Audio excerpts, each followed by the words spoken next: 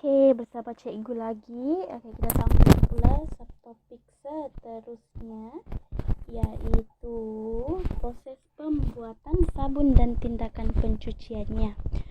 So, kamu boleh lihat di sini dia ada komposisi sabun, di mana komposisi sabun itu kita kena kenal dulu apa itu definisinya. Sabun ialah bahan pencuci yang digunakan secara meluas dalam kehidupan seharian kita. So, pada lazimnya sabun ini diperbuat daripada minyak tumbuhan atau lemak haiwan. Sabun biasanya diperbuat daripada minyak kelapa sawit, dan juga minyak zaitun. Lemak yang terdiri daripada penggabungan satu molekul glycerol. Oke, ini dia ceritakan tentang sabun itu, di mana lemak yang terdiri daripada penggabungan satu molekul glycerol dengan 3 molekul asid lemak. So, lemak yang berbeza mempunyai asid lemak yang berlainan. So, kamu boleh lihat di nota kamu itu yang cikgu bagi. Asid lemak dalam lemak boleh diasingkan daripada glycerol melalui proses apa? Hidrolisis beralkali ataupun saponifikasi dengan menggunakan suatu alkali. So, kita mau hydrolyze lemak itu, asid lemak dalam lemak itu kita boleh asingkan dia punya glycerol dengan cara hidrolisis beralkali ataupun saponifikasi. So, kamu boleh lihat di sini adalah glycerol dan juga asid lemak ditambah dengan air dan undergo the hydrolysis beralkali dan menghasilkan glycerol dan lemak secara diasingkan.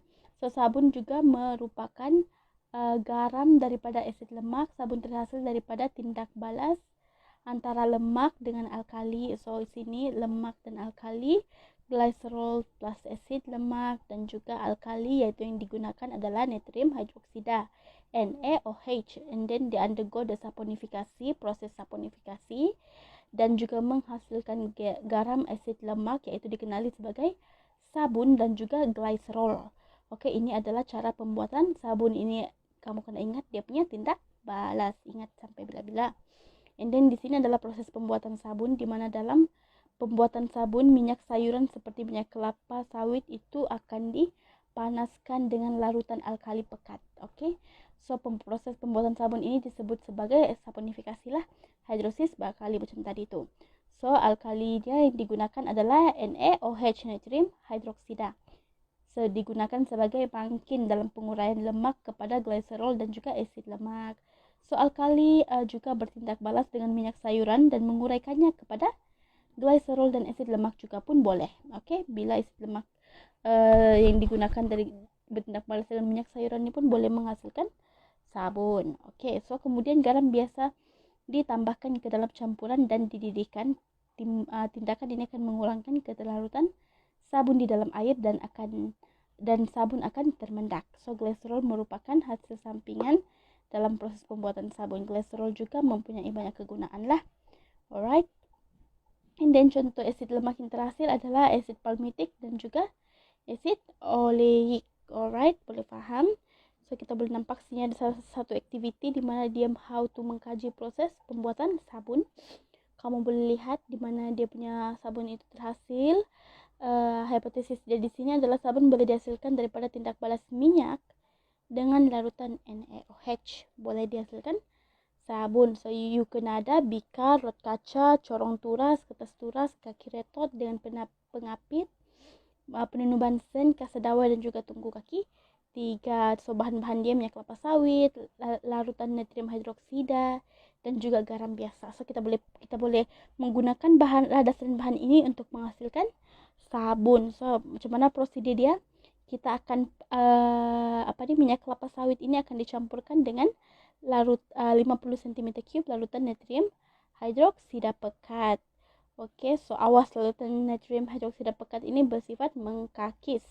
Oke, so segera cuci tangan lah after you terkena ataupun tersentuh larutan pekat itu. Sebab dia adalah larutan pekat natrium hidroksida kita gunakan. So, kira-kira 200 cm3 air dan 5 spatula garam akan ditambah dalam campuran. Campuran dididihkan selama 15 menit dan dibiarkan sejuk. Mendapat yang terhasil dituras. So, baki turasan pada kertas turas pun akan dibilas dengan sedikit air suling dan dikeringkan.